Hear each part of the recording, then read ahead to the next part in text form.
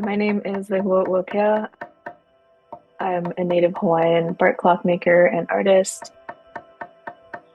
In our language, Kapa means literally the beaten thing because it alludes to the process of how we actually make the material. And so it's a non-woven textile made from the beaten bark of certain trees.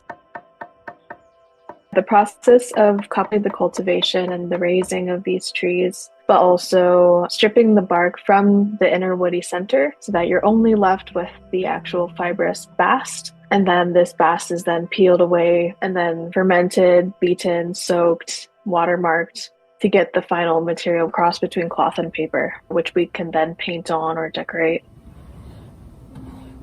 As a kid, growing up in Hawaii, I learned about our cultural traditions, including kapa, but I never really started learning how to make it until I was graduating college because I felt like there was a void in my work. I wasn't bringing my cultural practices into my work. And so kapa was a way for me to do that, not just the material itself, but also the patterns that we use to tell stories on the bark cloth.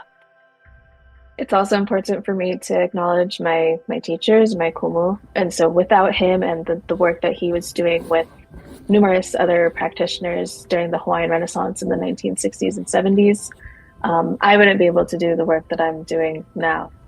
When you actually have someone hands-on being able to demonstrate with you and teach you how to use the materials and tools, it's life-changing. It's much bigger than just me. My whole community is part of the picture in one way or another. So there are many people that have increased access to this information and this knowledge, and being able to take work at full time is a privilege. And so I feel very blessed in that regard. But with that blessing comes a lot of responsibility and a lot of trust from my kumu, my teachers, and my community to make sure that I'm representing our people well and making sure that this knowledge is carried forth in a sustainable and responsible and respectful way. So it gives me purpose in life. It gives me something to wake up to and something to keep pushing me forward in all aspects of my life.